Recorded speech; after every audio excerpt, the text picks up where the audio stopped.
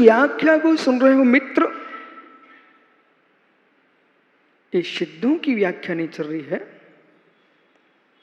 ये सिद्ध स्वरूपी भगवान आत्मा की व्याख्या है। इस व्याख्या के अनुकूल जो भोगी होता है उसे सिद्ध बनने का पुरुषार्थ नहीं करना पड़ता, वो सिद्ध हो ही जाता है। पुरुषार्थ के विकल्प के पुरुषार्थ से भी शून्य होता है। पुरुषार्थ के विकल्प के इसके पुरुषार्थ से शून्य होता है।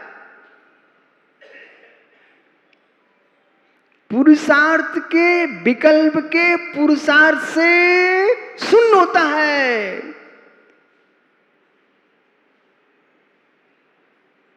आत्मा का भोग ही पुरुषार्थ है।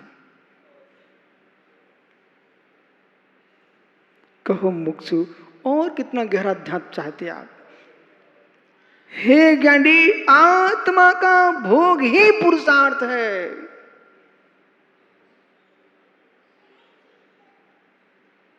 पात के अभाव में वस्तु परोसी नहीं जाती, क्या करूं मैं? पात दिखे वस्तु सामने आने लग गई। हे मित्र, भोग ही पुरुषार्थ है। फिर से बाहर ले जाता हूं आपको एक क्षण के लिए। पंकज, तूने कन्या की उत्पत्ति के लिए कुछ नहीं किया। पंकज, इसके अभी भी कन्या का जन्म हुआ है। पंकज, तूने कन्या की उत्पत्ति के लिए कुछ नहीं किया। मां, तूने भोग भोगा है।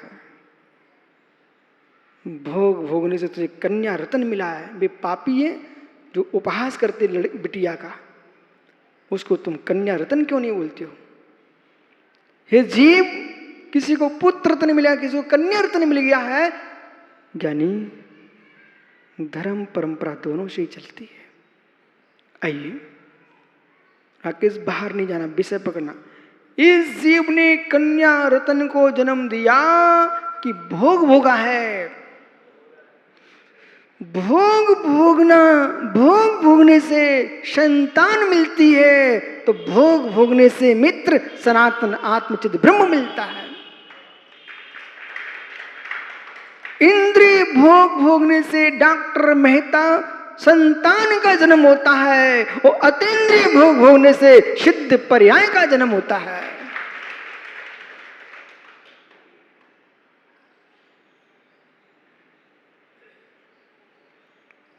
क्या पुरुषार्थ,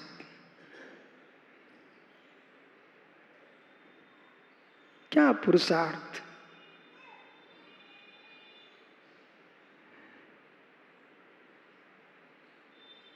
छोड़ने के विकल्प से शून्य है, मात्र जुड़ा है। छोड़ने के विकल्प से शून्य है, मात्र जुड़ा है। जो चिद ब्रह्म में जुड़ा है उसे कुछ भी छोड़ने की आवश्यकता नहीं है।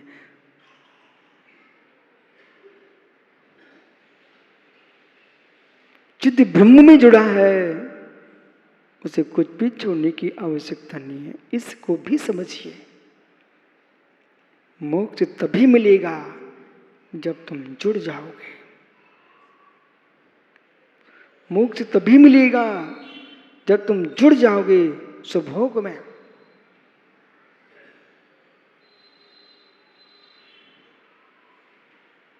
छोड़ने का रस लेते रहे तो मोक्ष नहीं पा पाओगे। भाई, मेरी बातों को नए सापेक्ष समझना, अन्यथा आप मुझे कहीं दूसरी जगह पटक दोगे। अभी तक निश्चय में रखा, कहीं व्यवहार में रखा, अब पता नहीं कहाँ रखोगे। प्रत्युष बराबर। बेटा, समझ विषय क्या चल रहा है। यदि समझदार तो समझ जाइए आप, तुम्हारे शाम का विषय है।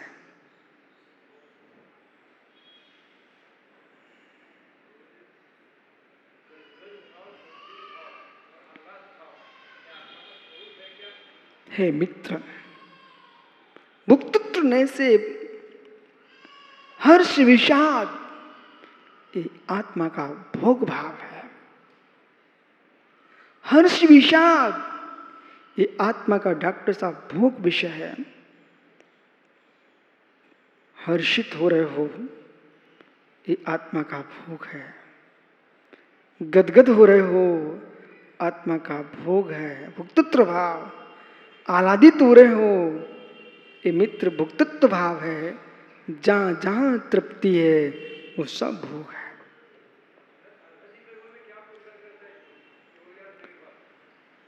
जो जीव आह्लादित हो रहा है, जो आनंदित हो रहा है, प्रासाद गुण से युक्त हो रहा है, पंच परमेष्टि को देख करके आह्लादित होता है, 5 पापों की भोग सामग्री देख करके हर्षित होता है। मित्र आत्मा की अनुभूति को वेदन करते आनंदित होता है और स्वरूप स्वरूप स्वभाव की अनुभूति पर गद गद होता है। यद्यपि अधिकरण से आत्मा में हो रहे सब एक आत्मा में, फिर भी गदगद पर्याय भिन्न है, आह्लाद पर्याय भिन्न है, हर्षित पर्याय भिन्न है, डॉक्टर साहब, और आनंदित पर्याय भिन्न है।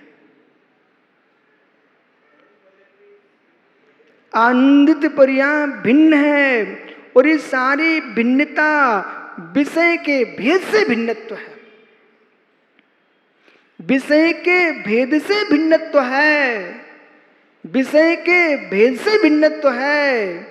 हे मित्र, हे मित्र, राजेश प्रोफेसर अपने बेटे पर स्नेह रखता है। राजेश प्रोफेसर अपने मित्र से प्रेम रखता है। राजेश प्रोफेसर अपने गुरु से वात्सल्य रखता है। राजेश प्रोफेसर अपनी पत्नी में अनुरक्त रहता है। डॉक्टर बराबर। राजेश प्रोफेसर शब्द में आइए, अपने बेटे से स्नेह रखता है, अपने मित्र से प्रेम रखता है, अपनी पत्नी से अनुरक्त रहता है, अपने गुरु से वात्सल्य रखता है। यद्यपि सभी अवस्थाएं संग्रहण से राग का विषय है, संग्रहण से राग का विषय है। कषाय पहाड़ में सारे कषायों को नए से गठित किया है। पंडित डॉक्टर साहब, कषाय पहाड़ ग्रंथ में आचार्य यतिवृषभ स्वामी ने चूनी सूत्र में, आचार्य गुरुधर नंदी स्वामी ने मूल सूत्रों में प्रत्येक कषाय को नए के साथ घटित किया है। कौन सी कषाय किस नए में जा रही है। तब मुझे लगता है जितना गहनतम अध्ययन होता चला जाएगा, उतना गहनतम तत्व का निर्णय होता चला जाएगा। अब देखो, यहां पर थोड़ा विषय से दूर हो गए हैं आप, फिर भी सुनिए। अब यहां पर देखना है मित्र, जीव कषाय भी होती है, अजीब कषाय भी होती है। इस बात को कौन कह पाता है? विजय भैया, कषाय जीव होती कि अजीब होती है? हैं? दोनों होती है। अजीब कषाय कैसे हो जाएगी मित्र?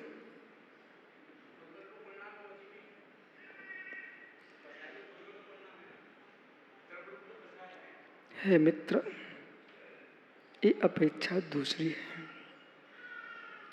कुंद कुंद के समय साथ से आप बोलोगे ना, वे कहेंगे बेटा कषाय अजीब नहीं है, कषाय जीव है। सर्वशुद्ध ज्ञान अधिकार, मैं अधिकार का नाम बोलता हूं, आप देख लेना। कुंद कुंद को इतना विवेक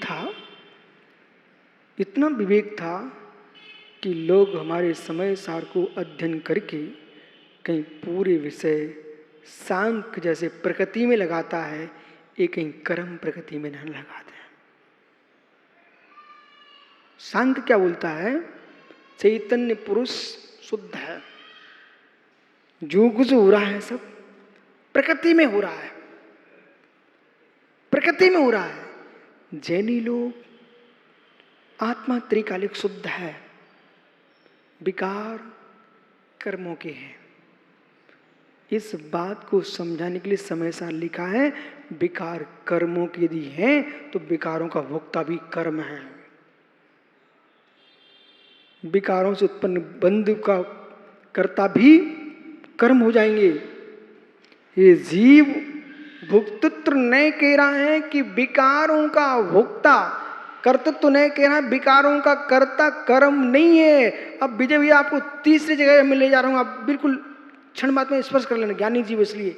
हे जीव, कर्म पौद्गलिक है, आत्मा चैतन्य है। चैतन्य का कर्ता जड़ कैसे हो सकता है और जड़ का कर्ता चैतन्य कैसे हो सकता है?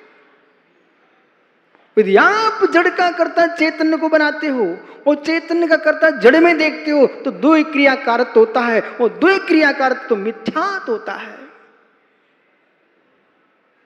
अब मुझे इतना आनंद आ रहा, मैं क्या कहूं संजय, कहा नहीं आओ ज्ञानी दूसरा संजय।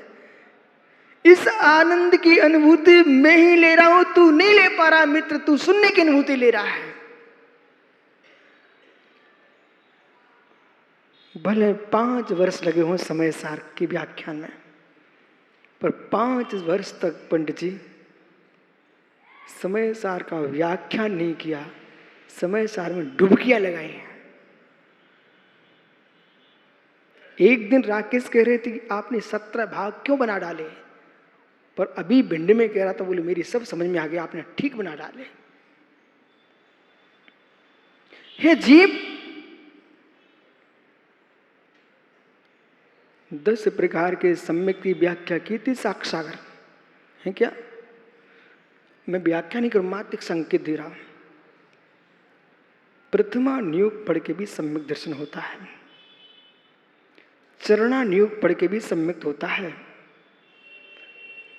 चरणा नियोग द्रव्या नियोग को पढ़ के भी सम्यक होता है, कर्णा नियोग को भी पढ़ के सम्यक होता है, संक्षेप भी सम्यक होता है, विस्तार से भी सम्यक्त होता है। हे जीव, तर्क शास्त्र के पढ़ने से भी सम्यक दर्शन होता है, दृढ़। तर्क शास्त्र के पढ़ने से सम्यक दर्शन दृढ़ होता है। ये क्यों मैंने बोला, मात्र हिंट, संकेत मात्र है। राकेश पंडित जी ने मेरे लिए बहुत दिन पहले कहा था कि विशुद्ध सागर आपने क्या किया, ये 17 भाग बना के रख दिए समय सार के। ठीक है, जब इनके मन में एक भाव आया कि मुझे भी युक्तानुशासन अलंकार पढ़ना है, तो एक दिन हमने सुब्रत साहब कहा, भाई ये पंडित जी को ग्रंथ दे देना है। और भाग्य से मेरे पास ग्रंथ था, मैंने पंडित जी को दे दिया, पढ़ के आओ। जिस दिन उस जीव ने ग्रंथ पढ़ा न्याय शास्त्र का, दूसरे दिन पंडित आगे मेरे से कहते हैं, मेरी समझ में आ गया। हमने क्या हुआ, आपके 17 भाग उपादेय हैं। क्यों? एक ग्रंथ पर एक आचार्य ने टीका की, उनको लगा कि इसके बाद और भी कहा जा सकता है। उसी ग्रंथ पर दूसरे आचार्य ने टीका की, उसी ग्रंथ पर तीसरे आचार्य ने टीका की, और तीनों टीकाएं भाई साहब ने एक जगह से रख के पढ़ी। इनका सम्यक दर्शन दृढ़ हो गया। बोले ये बात ऐसी है, इस विश्वास का मैं कहता हूँ, जिन जिनकी सम्यक यूं हो रहे हूँ उनको तर्क शास्त्र पढ़ना चाहिए, परंतु पहले अपने आगम पढ़ लेना चाहिए। और न्याय शास्त्र पढ़ के जो श्रद्धान करेगा वो अकाट हो जाएगा, परंतु पहले श्रद्धान कर लेना, नहीं तुम नए शास्त्र पढ़ के उल्टे भी हो सकते हो।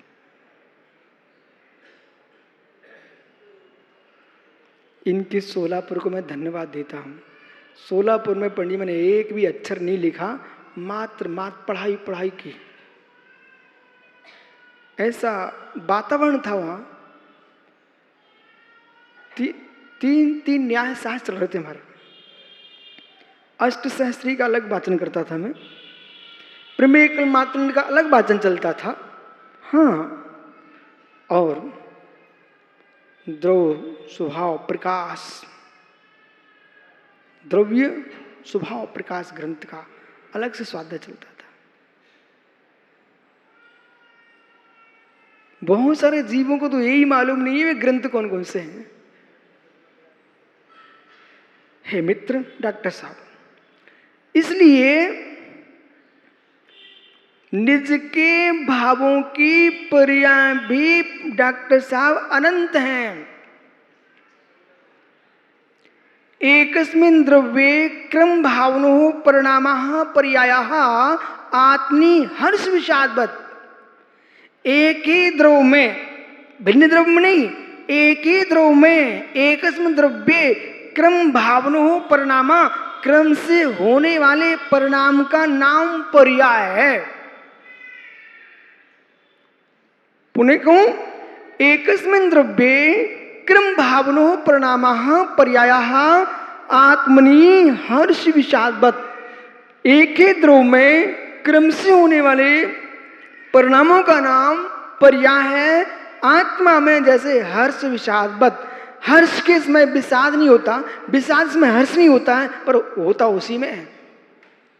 इसी प्रकार से आह्लाद एक पर्याय है, गदगद एक पर्याय है, प्राशाद एक पर्याय है। मित्रों, ये सारी अवस्था हैं, इनके विषय डॉक्टर साहब भिन्न भिन्न हैं। दुख, शोक, ताप, आक्रंदन, परदेवन, ये सब दुख हैं। ये सब संग्रहणे से दुख हैं, व्यवहार से भिन्न भिन्न है। अब मैं ये आप मालूम है क्यों ऐसी व्याख्या कर रहा हूँ आज? इसलिए कर रहा हूँ कि लोगों को ये पता होना चाहिए ऐसा कोई विषय नहीं होता है जो नए से रहित कहा जाता हो। वो विषय अलग है, जिसको नए का ज्ञान नहीं है तो नए लगा नहीं पा रहा है।